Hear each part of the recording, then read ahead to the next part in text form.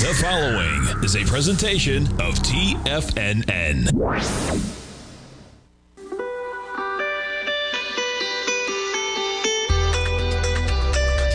The Morning Market Kickoff with your host, Tommy O'Brien.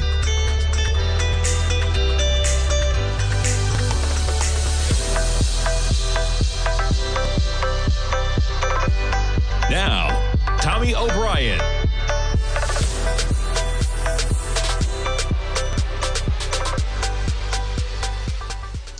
Good morning, everybody. I'm Tommy O'Brien, coming to you live from TFNN Tuesday morning, just after 9 a.m. Eastern Time. We got about 24 minutes to go until the start of trading, and you got markets in positive territory to kick things off. You see things. I got a 5-minute chart in the S&Ps. Friday action on the non-farm payroll number, we're up to 44.74.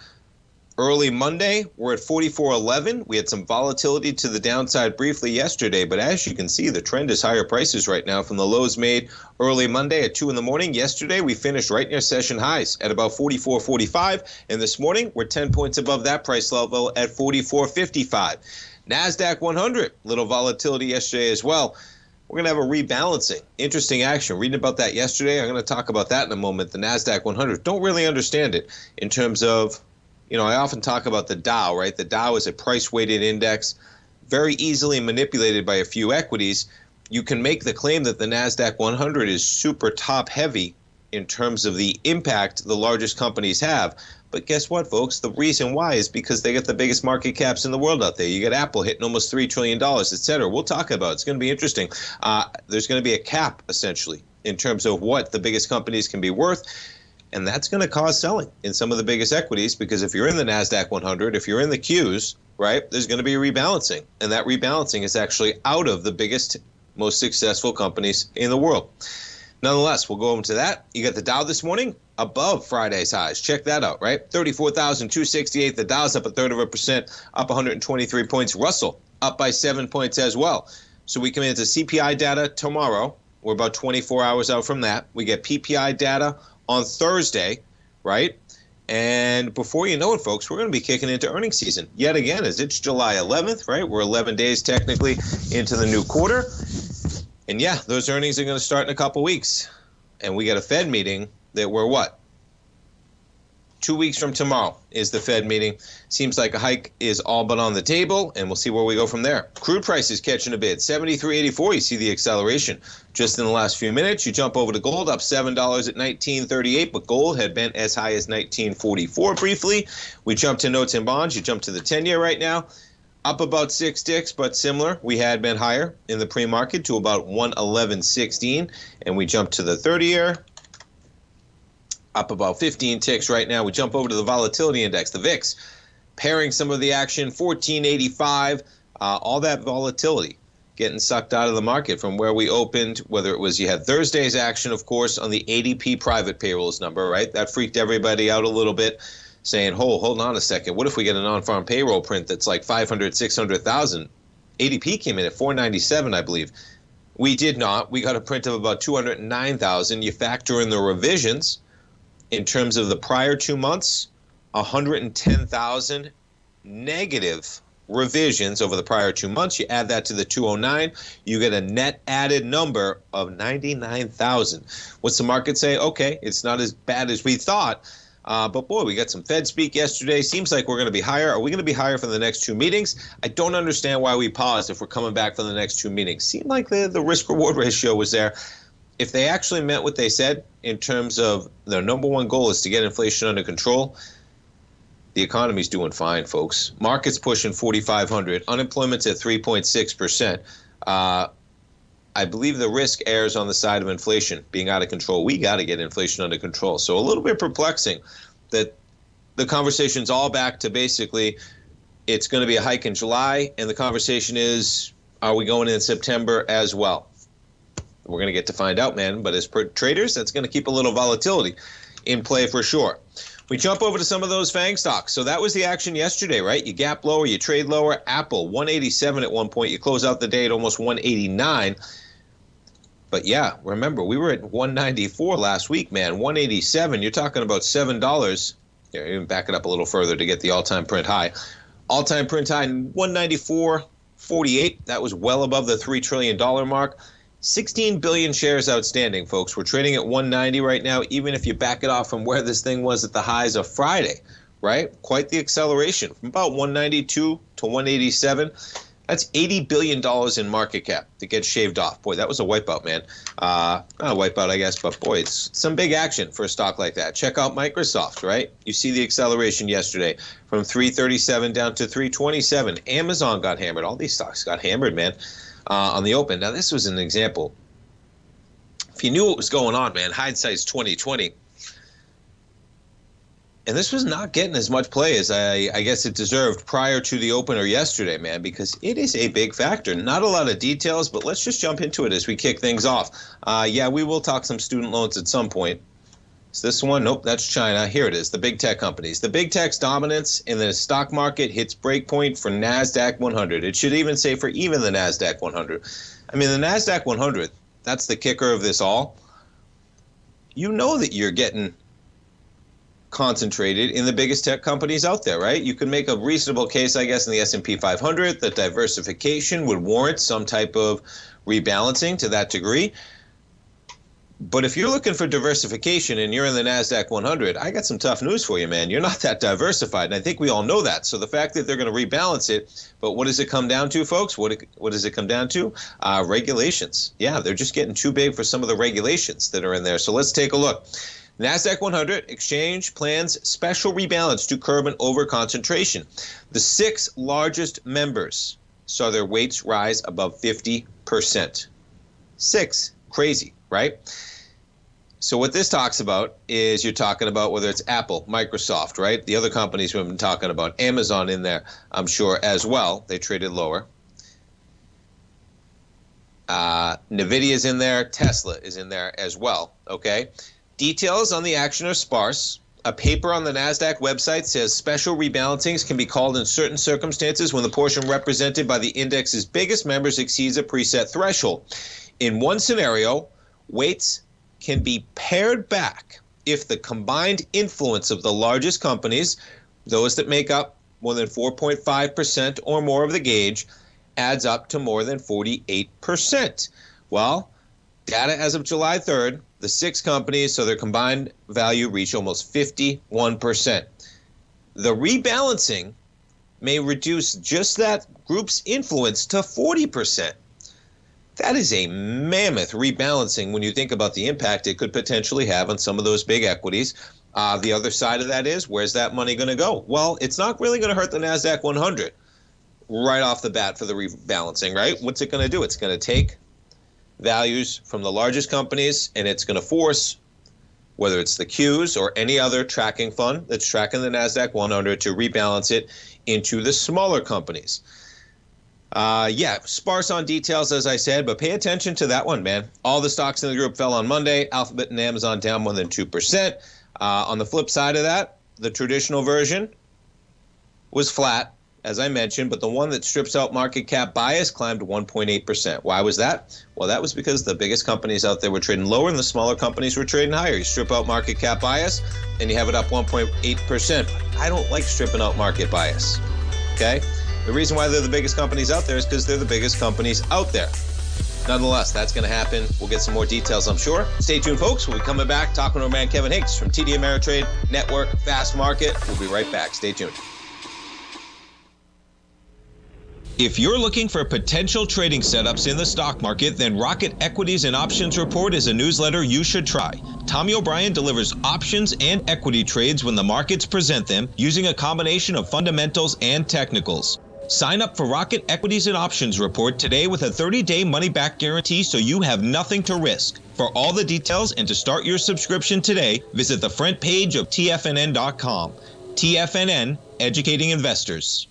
Everything in the universe is governed by the Fibonacci sequence. This mathematical principle is responsible for everything from the most aesthetically pleasing artwork to patterns in the stock market. To stay on top of stock patterns you can take advantage of, sign up for the Fibonacci 24/7 newsletter at TFNN.com. When you subscribe, you'll get a weekly report from veteran day trader Larry Pesavento on stocks you need to pay attention to. And you can trust Larry's analysis. After all, he's got 45 years years' experience as a day trader. Larry will also provide daily charts, videos, and data on the key markets that he's tracking. Expect notifications from Larry on market movement you need to act on at any time. First-time subscribers also get a 30-day money-back guarantee. If you're not satisfied, let us know and you'll get a full refund within 30 days of signing up. Subscribe to the Fibonacci 24/7 newsletter today. TFNN.com, educating investors. Steve Rhodes started his trading career as a student almost 20 years ago, and the student has now become the master. Steve won the prestigious Timer of the Year award in 2018 and barely missed that mark again in 2019, finishing at number 2 for the year. An amazing accomplishment. Steve Rhodes is committed to sharing his techniques and knowledge with anyone who wants to learn, and he shares his vast amount of trading knowledge every day in his Mastering Probability newsletter. Steve's award-winning newsletter, Mastering Probability, is delivered every trading day with updates throughout the afternoon. Sign up for Steve's market newsletter, Mastering Probability, and you'll receive access to 7 of Steve's educational webinars absolutely free. At TFNN, all our newsletters come with a 30-day money-back guarantee, so you have absolutely nothing to worry about. Visit TFNN.com and try Mastering Probability 30 days risk-free today. TFNN, educating investors. TFNN has launched the Tiger's Den, hosted at Discord. TFNN has been educating traders for more than 20 years with live programming hosted by a variety of professional traders during market hours. The Tiger's Den, available to all tigers and tigresses for just $1 for the year. There's no catch or added costs when you join our community of traders. Sign up today and become a part of this educational community of traders. Just visit the front page of TFNN.com.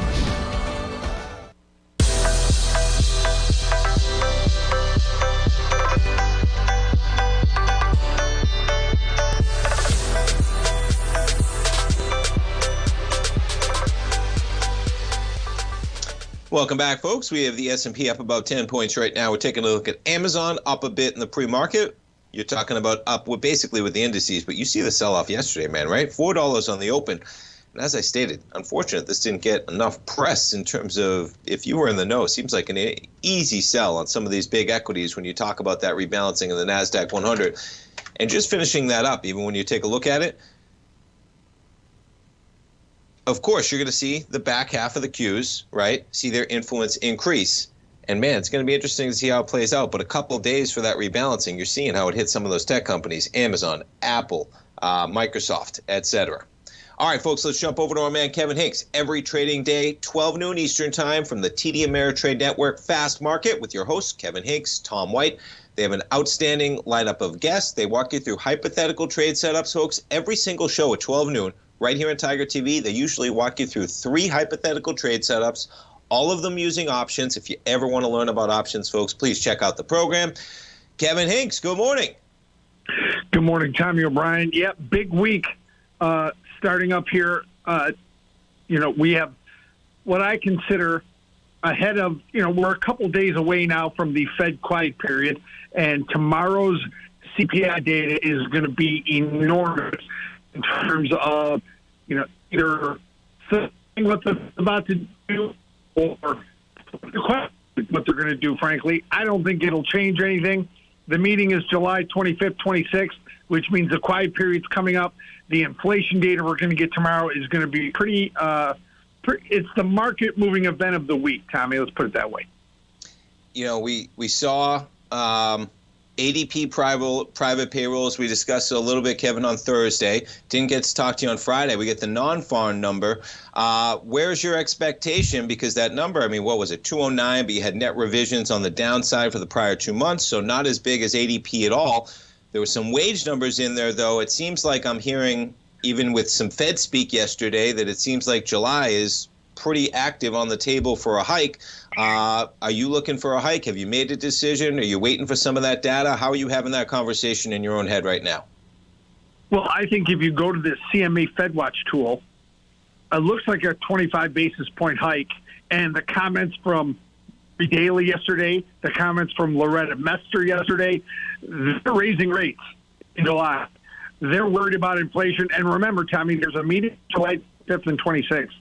Then not till September 19th.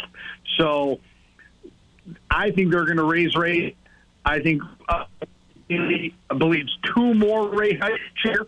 Loretta Messer came out and said the progress on core inflation is stalling. I think, remember, the FOMC has 2 mandates, right? That's it, just 2. And they've got an unemployment rate at 3.6%, Tommy. That means they're all in on fighting inflation. So I expect them to raise interest rates again, Tommy. And, we'll see what this number gives us yesterday. Now, something for your viewers. If you watch Fast Market, we've been talking for a month about the year-over-year headline inflation number is going to come down by almost a full percent. Why? Because last June's 1.2% month-over-month jump is coming off the measurement. So it's going to go from 4% to probably 3 or 3.1, right around in that area, Tommy, for the year-over-year headline. Now, the core,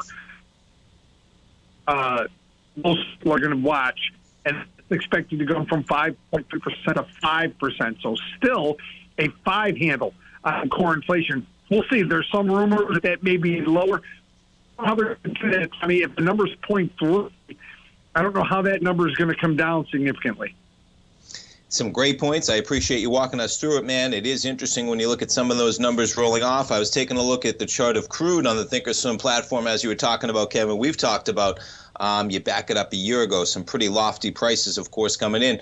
It's going to be interesting. As I was looking at it, you're talking about, those comparisons.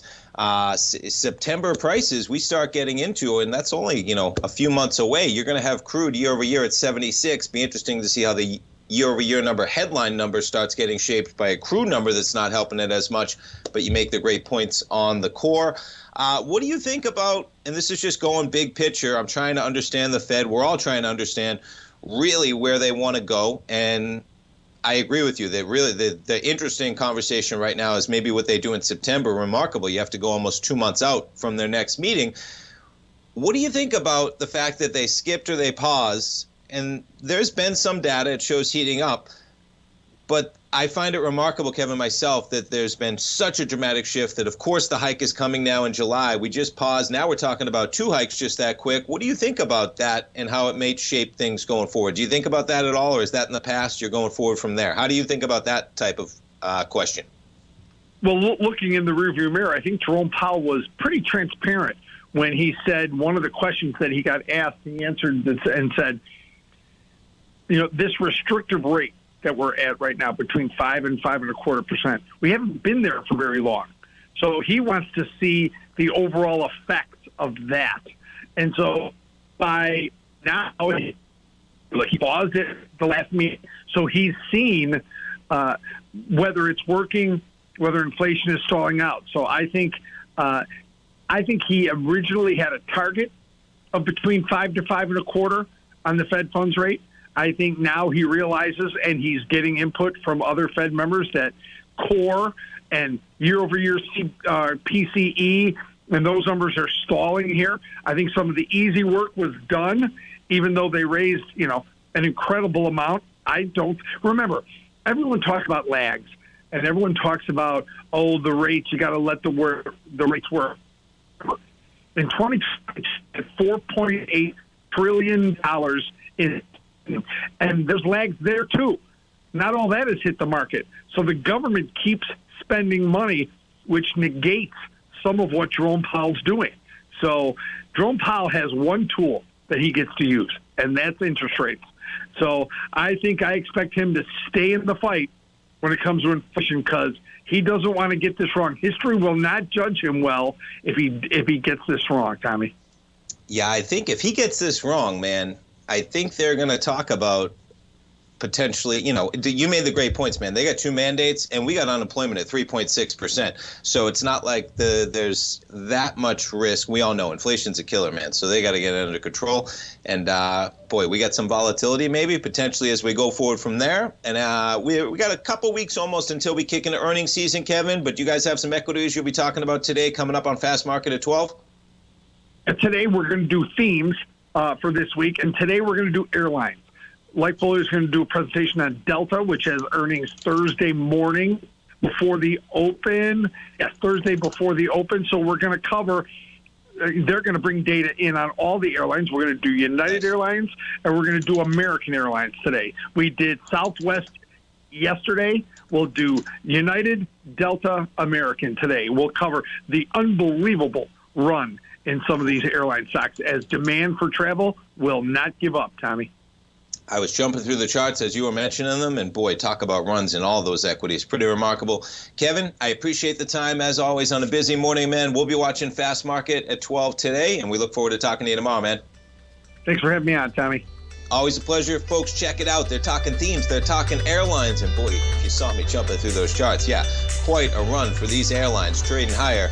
And yeah, services, man, services, right? And myself, I was booking a flight within the last couple of weeks, flying to Spain in September for one of my best friend's wedding. So yeah, everyone traveling a little bit. Stay tuned, folks. We're coming back for the open. We'll be back in 3 Building minutes. wealth trading in the stock market seems impossible to most people. They think it's too volatile and risky. Most people aren't going to take the time to educate themselves on how to do it right. But you're not most people, are you? At TFNN, you'll get the guidance you need to refine your strategies and techniques to invest like a pro. Because you'll be a pro. All TFNN subscriptions, books, software, and courses are available at TFNN.com. And I'm even going to tell you how to get them for less. Use TFNN's Tiger Dollars and you'll get up to a 20% bonus on your purchase. And once you apply them to your account, Tiger Dollars are automatically used for all future or recurring charges. Tiger Dollars also never expire, are fully transferable, and are a great way to add savings to your newsletters or services. Become the investor you were born to be at TFNN.com. TFNN, educating investors. TFNN has just launched their new trading room, the Tiger's Den. Hosted at Discord, TFNN has been educating traders for more than 20 years with live programming hosted by a variety of professional traders during market hours. And now they are expanding their reach with the Tiger's Den, available to all tigers and tigresses for just $1 for the year. There's no catch or added costs when you join our community of traders. In the Tiger's Den, you can look over the shoulders of Tom O'Brien and the other TFNN hosts while they analyze charts during their live Tiger TV programs, and join an interactive trading community with hundreds of members exchanging ideas. Interact with other tigers and tigresses as they share trading ideas, news analysis, and discuss the market action all trading day, even at night and on the weekends. The Tiger's Den at Discord is accessible on mobile or tablets as well, so it's always at your reach. To sign up today and become a part of this educational community of traders, just visit the front page of TFNN.com.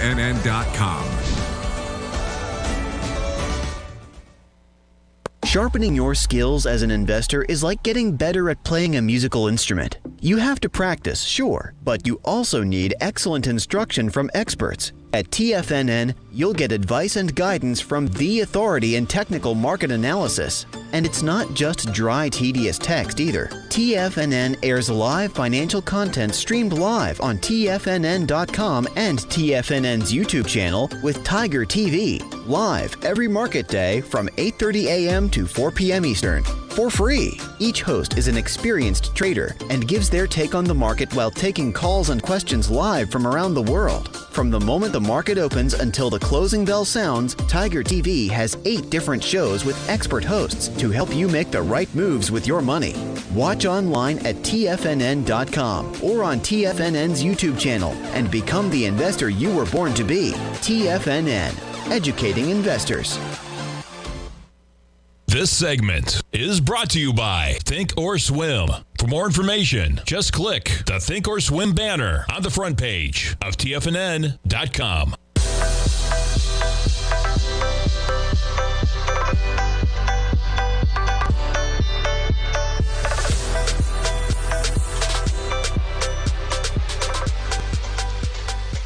Welcome back, folks. We got markets open. You got an S&P positive by about 9 points right now, trading at 44.53. We're a stone's throw away from those recent highs of 44.98, made June 30th. Remarkable. It's already July 11th, right? July 11th, man. Yeah, so we got a Fed meeting 2 weeks from tomorrow.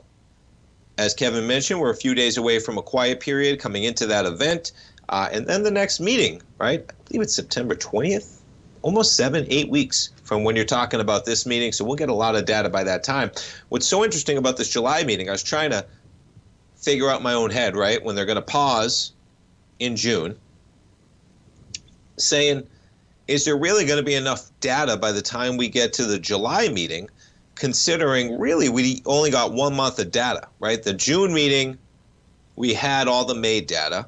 So for the July meeting, we were really getting a plethora of the June data, which we're getting right now, right? We got the June non-farm payrolls, we got June ADP, we're going to get June CPI tomorrow, we're going to get June PPI tomorrow, etc. But when we go into the September meeting, we're going to get July and August. So you're going to get 2 months of data before that September meeting. So I was thinking maybe that they go and they pause here, right? They pause June, July. They let 2 more months of data flow in after the July meeting. That gives them basically a totality of almost 3 to 4 months of data for pausing for 2 meetings. But that's not what they're doing, which is what I find so perplexing, that they decided to give it that month. I just don't think the risk was worth the reward. I don't think the risk to not taming inflation was worth the reward of allowing the market to remain at 3.6% and an S&P at 44.53, because that is the reward, right? The reward is easy capital for the markets, for companies, for corporations, easy capital, easy access to capital, allowing markets to flourish on cheaper money. It's not as cheap as it used to be, but it probably should be more expensive than it is right now to tame inflation. So we'll see where we go, but I do find it so interesting in terms of their pause, and now the whole conversation is 2 more hikes. And maybe that's what they were coming with, okay? Maybe they were really saying no. Their mentality was maybe no, we're going to pause in June, and then we're going to come right back in July with another hike, and then we're going to give ourselves the 2 month of data before the potential September hike. We'll see where it goes. Kevin made some great points on the headline number, right? That 1.2% jump from June of 2022. That's going to be coming off the rolls when we get the July data, okay? But guess what, folks? That's a headline number, okay? Because that's going back to June when crude was at 122, right? Up from May, where you actually had a price of $100 at one point. Okay, you had quite a pullback from where you were in March to the lows of April at 92. You made a double top there in June. Okay, that's not going to shape the Federal Reserve's course. So keep that in mind as well. And we're running out of help on the headline number for CPI with crude, because we are in an area, as I mentioned to Kevin, September, you had a price of $76 in the price of crude. We're almost at 74 right now. Okay, so you are nearing where crude is no longer going to be bringing down the headline number on CPI, and the core number is going to start shaping and looking more like the headline number, as energy is not going to be helpful. Yeah, so we'll see where we go from there. But we have a hike probably coming in a couple weeks from tomorrow. We'll see where CPI data goes tomorrow. And then September, the conversation gets especially interesting, to say the least. Let's jump over to the dollar index right now. As we finish that conversation, dollar 101.84. We're negative by a bit this morning. You get the 10-year yield just under 4% right now. We jump over to the 10-year. 111.07. And let's get it exactly. 3.986. We'll call it 3.99%, the yield on the 10-year. All right. What else were we talking about this morning? How about some student loan repayments? October 1st, I believe, is the date that these start again. And this is one looming over the market as well, man. You're talking about tens of millions of people, many of which, yeah, you're college educated, but man, there's so many people that have that degree and they're not making enough money with that degree that they thought they may be making, or they didn't have quite a plan to pay for the tens or hundreds of thousands of dollars of student loan. It's one thing if you go to school, folks. It's one thing if you go to school to become a doctor or a lawyer. If you know you're going to be on that path and you know you're going to reach that path, right, and your earning potential is immediately going to come into fruition upon graduation and earning that degree, etc.,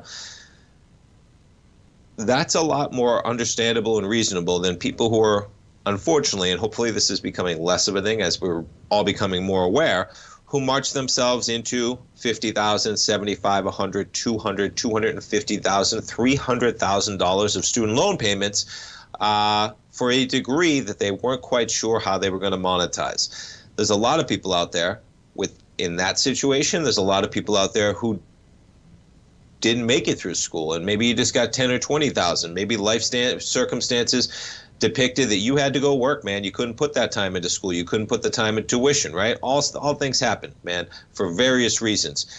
Either way, you're talking about a lot of people that are living month to month, man, and it's going to come where you're talking about the average payment here, okay, is going to be around $400. There it is. The restart of the payments, which average about $400 a month, going to force many borrowers to make tough decisions on how to allocate their spending. That used to be a car payment. Car payment now is what, $700-800 easy, sometimes over $1,000.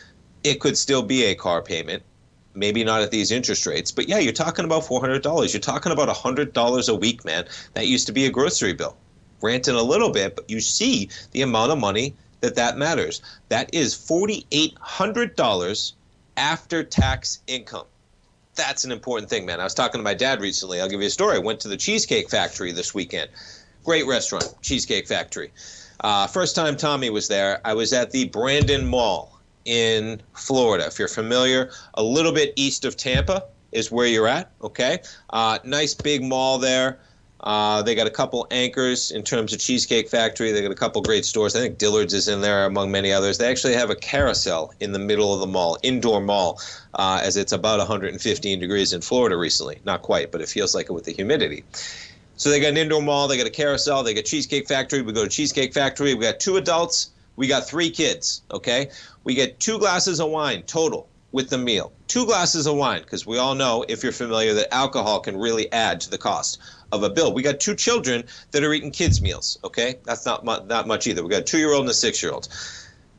So we got a party of 5, but in that party of 5, we have 2 kids drinking kids' meals. One of them's drinking water, and only 2 glasses of wine for the entire table that we're at.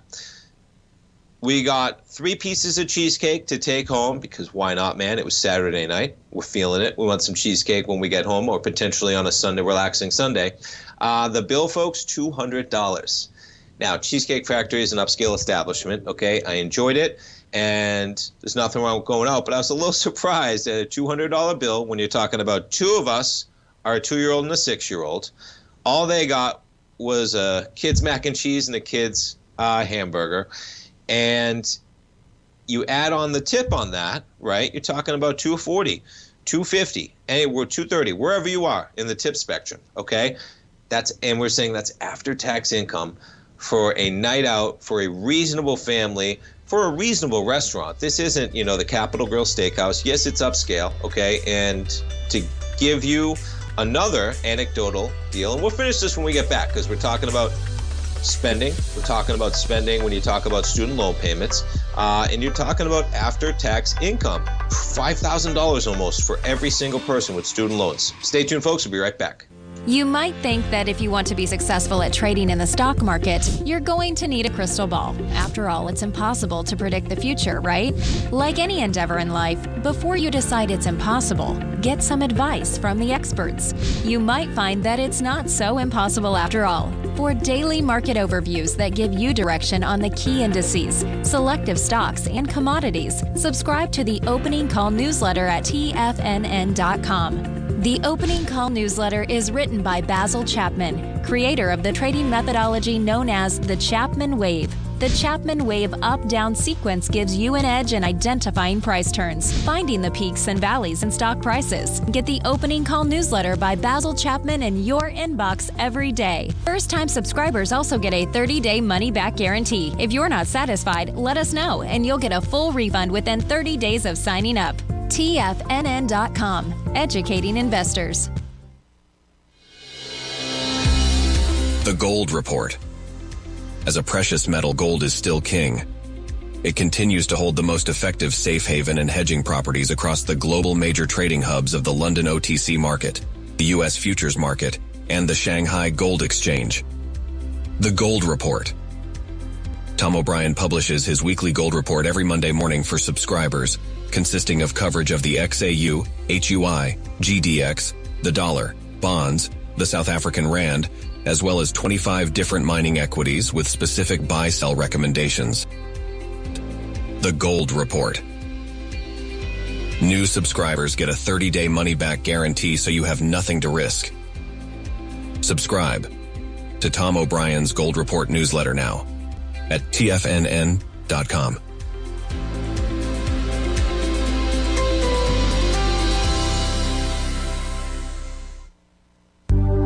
Will the S&P 500 continue to climb? For bold trades on U.S. large cap stocks in either direction, trade SPXL, SPUU, or SPXS. Directions Daily S&P 500 Bull and Bear Leveraged ETFs. Direction Leveraged ETFs. An investor should carefully consider a fund's investment objective, risks, charges, and expenses before investing. A fund's prospectus and summary prospectus contain this and other information about Direction shares. To obtain a fund's prospectus and summary prospectus, call 866-476-7523 or visit directioninvestments.com. A fund's prospectus and summary prospectus should be read carefully before investing. An investment in the funds is subject to risk, including the possible loss of principal. The funds are designed to be utilized only by sophisticated investors such as traders and active investors. Distributor Foreside Fund Services, LLC.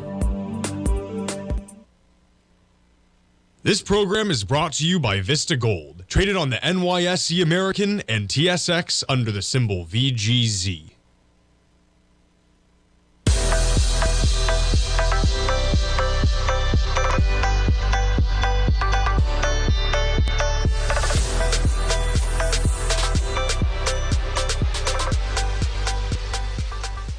Welcome back, folks. We got a little bit of a sell-off there. Let's put it to 1 minute bars so you can see really the drop. You trade up for about 10 minutes and then boom, market just in the last 3 minutes while I was on break. Traded down about 10 points from 44.58 to 44.47. We got the NASDAQ 100 rolling over, man. It just dropped almost 100 points from above 15,230. We're trading 15,153. Let's see how some of those FANG stocks are trading right now. Yeah, Apple off 0.33%.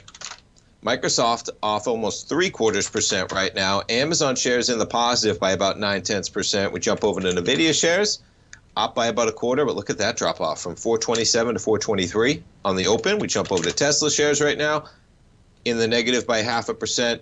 And got to finish it out with Meta. Meta shares down about 0.5% as well.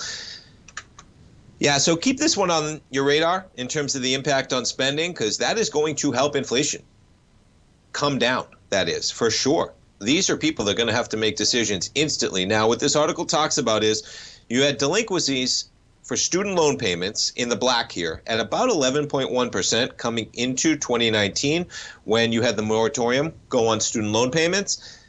That's probably going to click right back to 11.1% or even higher, I would probably say.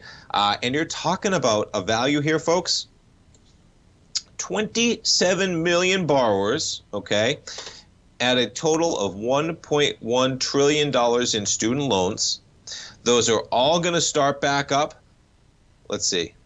On, I believe it's October 1st. Yes, there it is. We'll need to resume servicing them starting October 1st.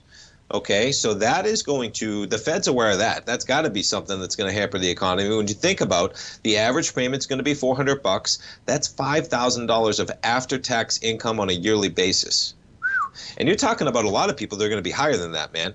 Okay? They have one person here, a woman in Albuquerque, owns a home and a car, $700 on 60 grand. $700, man. You're talking about $8,500 after-tax income on an annual basis, 33 years old.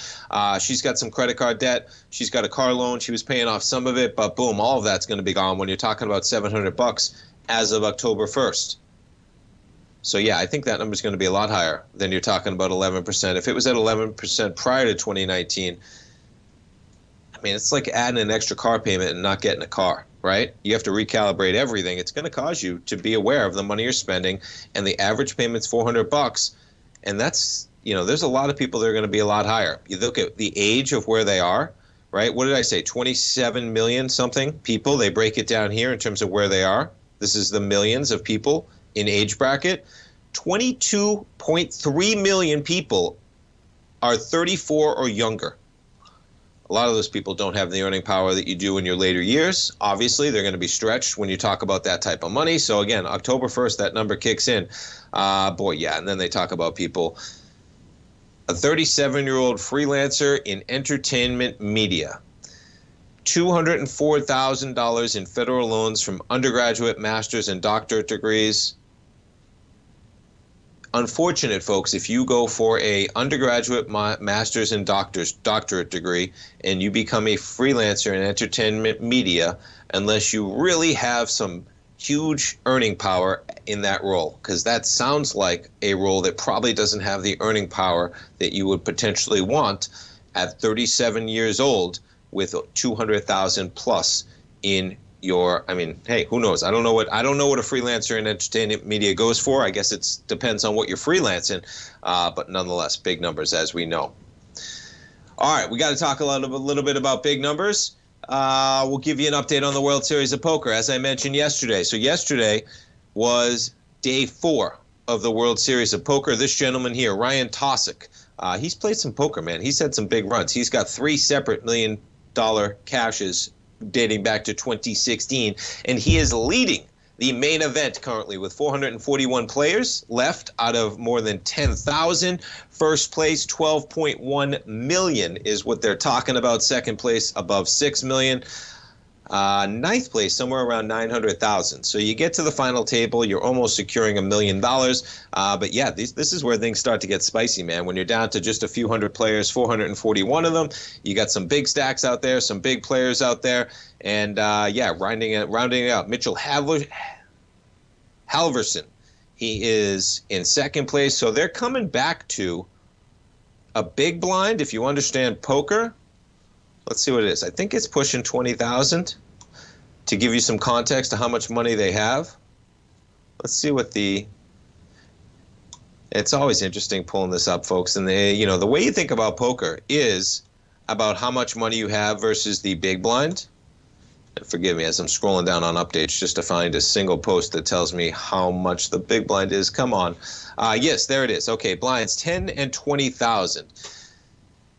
So 5 million chips is a lot of chips, folks, for these leaders when you're dealing with a big blind that is 20,000. Many times in tournaments, you're somewhat short-stacked, but absolutely remarkable. So nonetheless, they keep playing, and what you do is they play about 10 hours a day, and they may change that a little bit, so they'll come back today. Of course, you're talking Vegas time. What's always interesting here is that I follow a bunch of people on social media. Some of them I know personally, some of them I've played with, and some of them I've just followed throughout the years for the entertainment value or whatever it is for poker. So I'm watching these stories. I'm watching guys playing in the World Series main event. Ends at about 12:30 in the morning, usually, if you make it through the day. It starts playing at noon. So Eastern time, they don't start their day basically till 3 o'clock in the afternoon Eastern time. So when I'm waking up at 6 in the morning East Coast time, it's 3 o'clock in the morning Vegas time. And over the weekend, that party is just getting started over there in some of those clubs, Marquee, Tao, whatever it is. Can't even keep track, man. I've been to Vegas, I think, once in the last 6-7 years, and I got to make it back out there. If you haven't seen the Sphere in Las Vegas, folks, maybe I'll pull that up at the next break. I will. There's this Sphere in Las Vegas that you've probably seen it because it's so sensational. But boy, it's going to be quite, it's amazing how the landscape continues to change out there. But nonetheless, they're partying it up. They end at midnight. They go get some food in some amazing, maybe they go to Nobu in Caesars. Oh, if you haven't been to Nobu, folks, and they got a couple locations. I think they got one over in either Miami, Fort Lauderdale. They got one in Vegas. Check out Nobu. Amazing fish. Doesn't even taste like fish. Absolutely amazing restaurant. But nonetheless, so they get the World Series going on. 400-plus players left playing for $12 million. Let's get back to the market. What else do I have pulled up here in terms of what we're talking about? Let's see. Oh, this is an interesting one. So at 11:30 in the morning today, just coming up, what's coming out today, you have the U.S. selling some debt. Okay, so they're selling $38 billion of 52-week bills, $50 billion of 42-day commercial mortgage backed, and at 1 p.m. a further $40 billion, okay, of 3-year notes will be sold. That's the U.S. What's so interesting, folks, the numbers don't even mean anything anymore. I was like, that's a lot of billions, right? You add up the billions, and what is that? So 38 plus 50 plus 40, 128 billion, okay? So they're pushing out $128 billion in debt. Do you know what that is per person? And listen, I'm not going to become one of these people that just rants about, all this debt and how it's horrible. Debt can be a great thing. The country should have some debt, okay? The levels we're approaching are bonkers. That's almost, folks, if you divide that by 335 million people in the country, every single person, that's $382 per person per a person. I don't know what the 42-day CMB is in there, okay? But we're selling 52-week bills. We're selling 3-year notes. It's a staggering level of debt, man. So that's out at 11:30. Look to the bond market there as well. One more segment. We'll be right back. TFNN has just launched their new trading room, the Tiger's Den, hosted at Discord. TFNN has been educating traders for more than 20 years with live programming hosted by a variety of professional traders during market hours. And now they are expanding their reach with the Tiger's Den, available to all tigers and tigresses for just $1 for the year. There's no catch or added costs when you join our community of traders. In the Tiger's Den, you can look over the shoulders of Tom O'Brien and the other TFNN hosts while they analyze charts during their live Tiger TV programs, and join an interactive trading community with hundreds of members exchanging ideas. Interact with other tigers and tigresses as they share trading ideas, news analysis, and discuss the market action all trading day, even at night and on the weekends. The Tiger's Den at Discord is accessible on mobile or tablet as well, so it's always at your reach. To sign up today and become a part of this educational community of traders, just visit the front page of TFNN.com. You might think that if you want to be successful at trading in the stock market, you're going to need a crystal ball. After all, it's impossible to predict the future, right? Like any endeavor in life, before you decide it's impossible, get some advice from the experts. You might find that it's not so impossible after all. For daily market overviews that give you direction on the key indices, selective stocks, and commodities, subscribe to the Opening Call newsletter at TFNN.com. The Opening Call newsletter is written by Basil Chapman, creator of the trading methodology known as the Chapman Wave. The Chapman Wave up-down sequence gives you an edge in identifying price turns, finding the peaks and valleys in stock prices. Get the Opening Call newsletter by Basil Chapman in your inbox every day. First-time subscribers also get a 30-day money-back guarantee. If you're not satisfied, let us know, and you'll get a full refund within 30 days of signing up. TFNN.com, educating investors.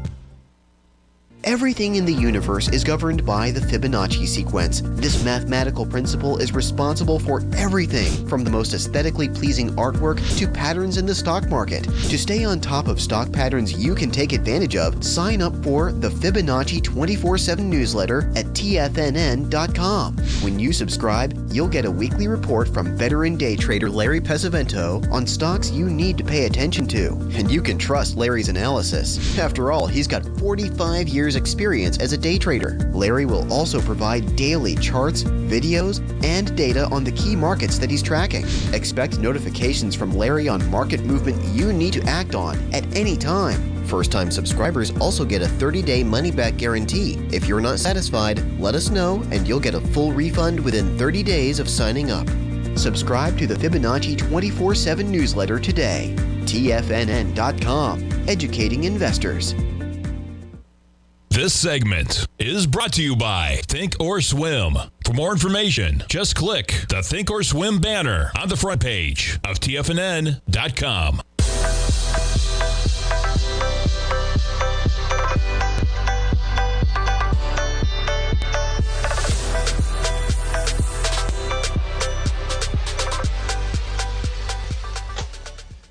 Welcome back, folks. I got HCA up here. Yeah, pretty interesting as this breaks down, right? As we jump around first before we get to, where were we? Were we just right here?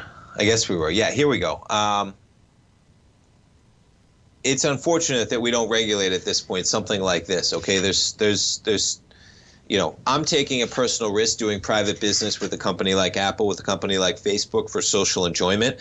If I trust that company with my data as a private company, I'm making that choice. I don't have to make that choice. I'm making that choice to trust that private company with my private data. If they lose it, maybe I should have been more careful. Maybe I shouldn't have trusted them.